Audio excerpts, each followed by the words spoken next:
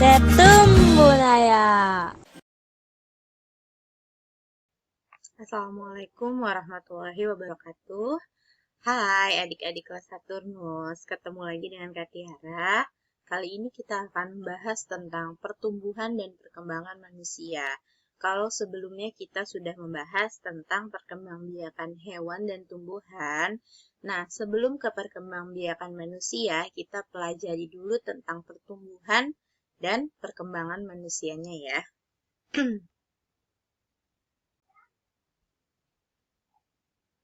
Pertumbuhan. Nah, yang pertama kita bahas pertumbuhan. Pertumbuhan adalah proses pertambahan ukuran.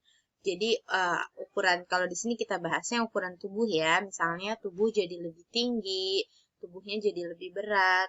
Kalau waktu itu kakak pernah jadi kakak kelas kalian di Jupiter, itu sangat kelihatan pertumbuhan kalian itu sangat terukur, yaitu tinggi badannya sama berat badannya bertambahnya cukup lumayan dibandingkan saat kalian di kelas-kelas sebelumnya. Nah, itu adalah pertumbuhan. Kalau perkembangan merupakan proses perubahan fungsi alat atau organ tubuh menuju kematangan atau kesempurnaan. Contohnya kemampuan berbicara jadi lebih jago gitu, kayak bisa public speaking, bisa mengungkapkan apa yang selama ini belum diungkapkan melalui kata-kata. Bisa juga ini contohnya kemampuan berpikir, sekarang jadi lebih cerdas, jadi lebih cepat, jadi lebih banyak bisa punya ide-ide. Nah, itu merupakan perkembangan. Lalu ada juga pematangan organ reproduksi.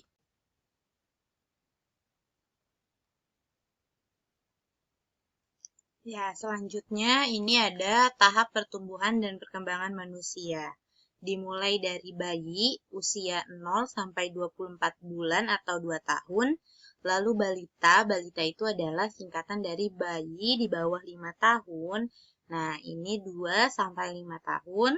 Lalu jenjang berikutnya adalah anak-anak 5 sampai 12 tahun. Lalu nah, kalian masih ada di sini, ada juga yang sudah mulai beranjak ke remaja, yaitu 12 sampai 19 tahun. Makanya kalian sedang di masa peralihan. Lalu dewasa 20 sampai 45 tahun dan lansia menurut WHO itu di atas 45 tahun. Nah, apa sih yang terjadi di ketika pertumbuhan dan perkembangan ketika kalian masih bayi? Bayi itu merupakan masa awal pertumbuhan manusia. Jadi bayi itu masih sangat bergantung sama orang di sekitarnya, sama ayahnya, sama bundanya, sama kakaknya, sama siapapun yang ada di sekitarnya itu sangat tergantung membutuhkan bantuan dari orang-orang di sekitarnya. Nah, bayi ini di awal kehidupan hanya minum susu, tapi setelah beberapa bulan bisa mulai makan makanan padat. Lalu, bayi itu kerjaannya hanya tidur sepanjang waktu. Nah, tapi itu di awal-awal ya, setelah beberapa bulan mulai bisa menjelajah daerah sekitarnya. Semua benda pengen dipegang. Itu bayi. Siapa yang masih kayak bayi? Nggak ada, Kak. Nah, ini balita. Balita itu ciri khasnya adalah banyak energi, menyukai aktivitas berjalan, berlari, dan melompat. Jadi nggak heran kalau kalian punya adik di usia balita, itu kayak istilahnya tidak bisa diam. Itu memang ciri khas dari pertumbuhan dan perkembangan balita. Lalu kemampuan berbahasanya meningkat, mulai bisa bicara, mulai manggil ayah sama mama, kayak gitu. Terus mulai mampu berkomunikasi dengan orang lain. Misalnya minta ambilkan susu, sudah bisa, mama susu, kayak gitu. Udah bisa ya. Kita lanjut ke tahap berikutnya yaitu anak-anak. Anak-anak ini adalah masa bermain, mulai masuk masa belajar, mulai bisa melakukan pekerjaan-pekerjaan ringan. Makanya kalau di sekolah, di TETU mungkin adik-adik sering kali kakak itu meminta tolong bukan biar kakaknya terbantu, tapi memberikan tugas-tugas ringan kepada adik. Misalnya, adek tolongin dong eh, ke Tattoo Mart ya, ambil ini gitu. Itu semata-mata bukan hanya untuk membantu kakak, tapi memang kalian di situ akan berkembang karena kalian mulai bisa melakukan pekerjaan-pekerjaan ringan. Selanjutnya, mulai mandiri. Nah, mulai bisa makan sendiri, sholat sudah mandiri, terus mandi juga mandi sendiri, sudah bisa, terus banyak pekerjaan-pekerjaan yang kalian sudah bisa melakukannya secara mandiri. Lalu, di tahap berikutnya yaitu remaja. Remaja merupakan masa peralihan dari anak-anak menuju dewasa. Terjadi perkembangan fisik, terjadi perkembangan otak, terus ada juga perkembangan keterampilan. Kalian pasti mulai berasa deh, yang dulunya jago gambar, wah sekarang makin jago kayak kakak. Terus yang dulunya jago nulis, sekarang pasti semakin banyak tulisan yang dikembangkan. Terus main musik, sekarang pasti sudah tambah jago. Itu juga merupakan keterampilan. Lalu, yang terakhir ini mengalami pubertas. Nanti akan kita bahas ya. Selanjutnya, tahap berikutnya adalah dewasa. Dianggap dewasa ketika sudah mampu berpikir secara matang, sudah bisa menahan emosi. Mungkin kalau tadi di remaja itu masa-masanya kalian bisa dianggap masa-masa emosian, susah menahan emosi, gampang marah. Ketika dewasa sudah bisa lebih menahan, oh iya, kenapa marah, kenapa harus marah, kayak gitu. Terus masa dewasa juga ditandai sebagai saat-saatnya memutuskan untuk oke, kita mau berkeluarga deh kayak gitu. Selanjutnya merupakan saat-saat memiliki keturunan. Selanjutnya yaitu lansia atau lanjut usia. Ini ciri-ciri fisiknya rambut mulai beruban, kulit semakin keriput, massa otot dan tulang menurun, terus kemampuan melihat dan mendengarnya berkurang. Nah, saat kalian sekarang ini itu sedang lagi dianggapnya tuh masa-masa pertumbuhan ya. Apa sih yang kalian sangat butuhkan? Itu ada 3, yaitu kesehatan, kasih sayang, dan stimulasi. Kesehatan itu meliputi makan makanan bergizi. Itu harus dipenuhi oleh orang tua kalian.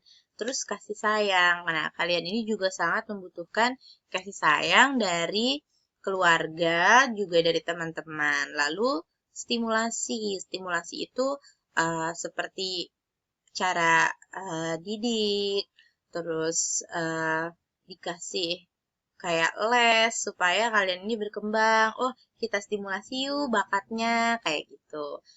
Terus kalau mungkin pas kecil tuh dikasih stimulasinya berupa mainan-mainan edukatif seperti itu. Terus dikasih games yang bagus, yang edukatif, itu stimulasi.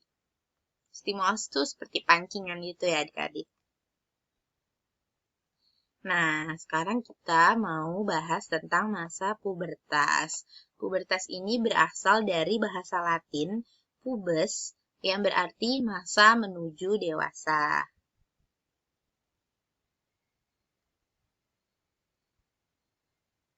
Nah, saat pubertas, tubuh seorang anak, tadi kan dari anak-anak mau remaja. Nah, tubuhnya ini akan berubah, bukan tiba-tiba jadi Power Ranger, bukan. Apakah yang berubah? Ada 3 hal yang berubah dari tubuhnya, yaitu dari segi fisik, segi psikis, dan segi pematangan fungsi organ reproduksi. Nah, waktu di kelas 5, kalian sudah bahas organ pernafasan, pencernaan, dan lain-lain. Sekarang kita lebih ke sistem reproduksi. Apa itu ya? Nanti ya kita bahas ya. Nah, tubuh seorang anak ini akan berubah, itu dipengaruhi oleh hormon di dalam tubuh. Ini di catatan, hormon adalah zat yang dihasilkan tubuh untuk mengendalikan proses-proses tertentu di dalam tubuh. Ini ada ciri pubertas yang dialami oleh laki-laki. Ini ciri fisiknya ya, dadanya menjadi bidang, lebih keker, ada jakun di tenggorokan tumbuh, terus suaranya berubah menjadi berat atau bass. Mungkin sekarang kalau kalian lagi Zoom meeting sudah mulai terdengar suara teman laki-lakinya yang agak udah mulai ngebas-ngebas gitu. Nah, itu sudah mulai masuk ke ciri fisik dari pubertas. Lalu tumbuh rambut di sekitar ketiak dan di atas mulut, ada kumis tipis. Mungkin sekarang belum ya, nanti kalau udah SMP atau udah mau ke SMA itu mulai tumbuh. Terus juga sudah mulai ada jerawat. Terus ada juga pematangan organ reproduksi, yaitu menghasilkan sel kelamin jantan oleh testis. Biasanya ditandai oleh mimpi basah. Adik-adik laki-laki yang belum tahu tentang mimpi basah, kakak sarankan tanya sama ayahnya masing-masing ya. Selanjutnya, ini ada ciri pubertas perempuan. Pinggulnya mulai membesar dan melebar. Terus suaranya berubah menjadi merdu atau melengking. Tanpa disadari, adik-adik yang mengikuti suara-suara, biasanya itu dari kelas yang agak bawah tuh pasti ada laki-lakinya. Tapi pas ketika udah kelas 5, kelas 6, itu sudah tidak mau karena suaranya udah ngebas, malu. Sedangkan suara perempuan ini makin merdu. Nah, itu karena merupakan ciri pubertas. Terus sama nih yang seperti laki-laki, tumbuh rambut di sekitar ketiak dan juga tumbuh jerawat. Biasanya perempuan ini mengalami pubertas lebih dahulu daripada laki-laki. Jadi yang laki-laki bukannya telat, tapi memang sudah seperti itu. Nah, terus yang perempuan ini sudah mengalami menstruasi. Cara menjaga kesehatan pada masa pubertas. Karena tubuh kalian banyak berubah, kalian ini akan menghasilkan banyak kelenjar minyak kalian tuh berkembang juga. Jadi kalian bisa menghasilkan produksi minyaknya itu bertambah, bukan hanya di ketek kayak gitu bukan, tapi di seluruh tubuh kalian, di rambut, di kulit kepala, di kulit tangan. Nah, itu keringat yang kalian hasilkan itu lebih banyak. Jadi, kalian harus menjaga kesehatannya, yaitu dengan cara tidur cukup, konsumsi makanan bergizi, waktu itu masih ingat yang isi piringku? Nah, itu diikuti, lalu rutin berolahraga, supaya mungkin tadi nih yang aku kok kayaknya belum tinggi ya kak, aku kayaknya masih belum puber ya. Nah, itu juga bisa membantu, olahraga itu bisa membantu tubuh kalian berkembang dan bertumbuh. Lalu mandi minimal 2 kali sehari. Jangan mentang-mentang di rumah, jangan jadi nggak mandi ya. Selanjutnya ada mencuci muka. Adik-adik sudah mulai boleh menggunakan sabun cuci muka dan kurangi cuci muka dengan sabun mandi. Kalau mereknya atau produknya itu beda-beda, mungkin bisa didiskusikan oleh Bunda. Terus adik-adik memakai pakaian yang bersih, jadi jangan pakai baju yang udah 2 hari dipakai nggak ganti-ganti. Karena produksi minyak kalian banyak, kalian harus sering ganti baju. Juga memakai pakaian dalam yang menyerap keringat dan rutin menggantinya. Nah, pakaian dalam ini atas maupun bawah itu harus sering diganti dan juga kalau bisa pakai bahan yang pakai bahan katun supaya menyerap keringat. Jangan lupa kalian juga harus keramas secara teratur. Nah, adik-adik nggak usah tegang menghadapi masa pubertas ini. Lakukan hal-hal positif, yaitu hobi kalian. Bisa juga melakukan kegiatan sosial. Jangan lupa mendengarkan nasihat orang tua, karena orang tua kalian itu sudah pernah mengalami pubertas, sudah pernah melaluinya. Juga memilih teman yang baik. Terus menggunakan gadget dengan bijak dan membentengi diri dengan ilmu agama. Oke. Enjoy your puberty, nggak usah dibawa parno atau apa ya. Selamat menikmati masa-masa pubertas, adik-adik Saturnus. Sampai jumpa. Assalamualaikum warahmatullahi wabarakatuh.